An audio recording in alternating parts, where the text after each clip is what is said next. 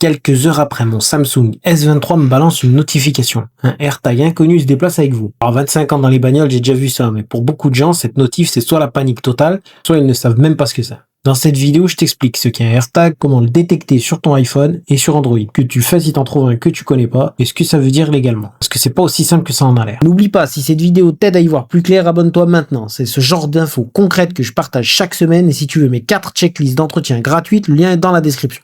On continue. Un AirTag, c'est un petit traceur GPS lancé par Apple en 2021, taille d'une pièce de monnaie avec une pile CR2032 à l'intérieur, autonomie d'environ 1 an. Ouais, t'as bien entendu, 1 an. Le principe, il se connecte en Bluetooth à tous les appareils Apple à proximité, iPhone, iPad, MacBook, sans que les propriétaires de ces appareils le sachent. Ces appareils relaient discrètement sa position au propriétaire de l'AirTag via le réseau localisé d'Apple. Résultat, si tu te balades avec un AirTag caché quelque part sur toi ou dans ta voiture, son propriétaire peut suivre tes déplacements en temps réel. Le réseau Apple est tellement dense, des centaines de millions d'appareils, que la couverture est quasi totale en zone urbaine. C'est brillant comme technologie et évidemment ça peut être utilisé à de mauvaises fins. Donc revenons à ma situation, qu'est-ce qui m'est arrivé? La notif tombe sur mon S23. Et là je me dis, ok, 2 possibilités.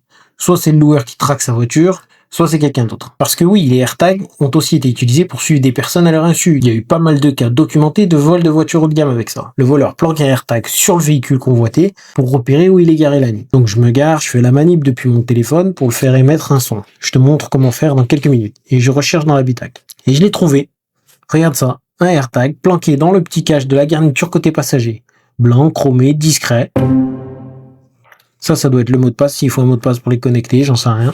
Si j'avais pas eu la notif, j'aurais jamais vu ça. Dans mon cas, c'est probablement le loueur. C'est une pratique qui existe. Certains loueurs traquent leur véhicule comme ça. Mais légalement, sans t'en informer dans le contrat, c'est très discutable. Alors on y reviendra, ça. Premier cas, t'as un iPhone. Bonne nouvelle. Depuis iOS 14.5, la détection est automatique et native. Tu n'as rien à installer. Si un AirTag inconnu se déplace avec toi pendant un certain temps, ton iPhone te balance une notification automatique. Pour forcer une détection manuelle, ouvre l'application localisée. Elle est installée par défaut sur tous les iPhones. Va dans l'onglet Objets. Si un AirTag inconnu est détecté à proximité, il apparaît ici. Une fois détecté, tu peux lui faire émettre un son directement depuis l'application. C'est comme ça que j'ai localisé le mien dans la garniture. Et l'application te donne aussi des infos sur l'AirTag, depuis combien de temps il suit tes déplacements et si le propriétaire a activé le mode objet perdu. Deuxième cas, tu as un Android comme mon S23. Pendant longtemps, les Android ne détectaient pas les AirTags automatiquement. Mais ça a changé. Depuis 2023, les Samsung récents, avec les dernières mises à jour, le détectent automatiquement les AirTags inconnus. C'est exactement ce qui m'est arrivé. La notif est tombée toute seule sans que j'ai rien eu à installer. Sinon, regarde, je te montre vite fait la manipulation pour faire sonner l'AirTag depuis Android. Donc, bien sûr, tu vas dans les paramètres. Sécurité et urgence. Alerte de traceur inconnu. Et là, du coup, tu vas trouver tes alertes. Donc, tu peux faire, comme je fais ici, si tu veux, une petite recherche manuelle pour retrouver les traceurs en question, ou tu peux directement cliquer dessus pour le faire sonner. Regarde, je le fais. Donc, tu sélectionnes celui que tu veux rechercher, et tu vas tout simplement cliquer sur trouver le traceur pour le faire sonner. C'est en train de le faire sonner. Le voilà. Et moi, regarde où je l'ai trouvé dans la voiture. Regarde, tu veux m'approcher, tu vas entendre le petit bip bip.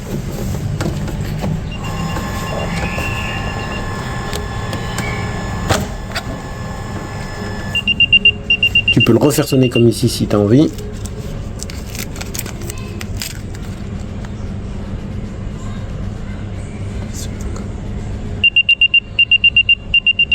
En fait, si tu loues des voitures en voyage, j'ai créé un guide complet de 24 pages sur tout ce qu'il faut savoir avant de signer. Les pièges des loueurs, les assurances, la caution pays par pays. Le lien est dans la description et ça peut t'éviter plusieurs centaines d'euros de mauvaises surprises. Si tu n'as pas de Samsung récente et la détection auto ne fonctionne pas, télécharge une application qui le fait sur le Play Store. C'est gratuit, ça tourne en arrière-plan et ça te notifie si un tracker inconnu se déplace avec toi. Alors la grande question, c'est légal ou pas ce que fait le loueur?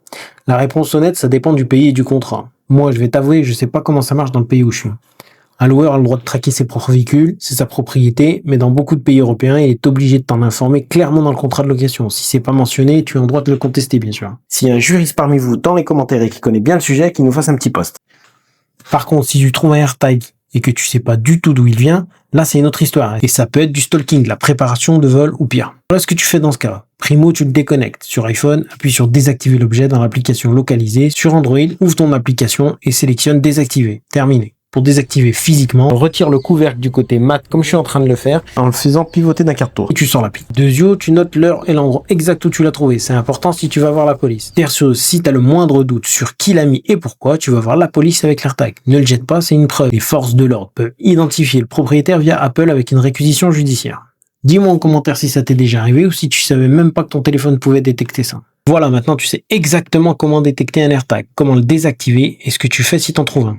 Et si cette vidéo t'a appris quelque chose, abonne-toi, je partage ce genre d'infos utiles chaque semaine. Mon guide location voiture est dans la description et si tu veux mes checklists d'entretien gratuites, le lien est aussi dans la description. Ciao la team Pro Auto Conseil.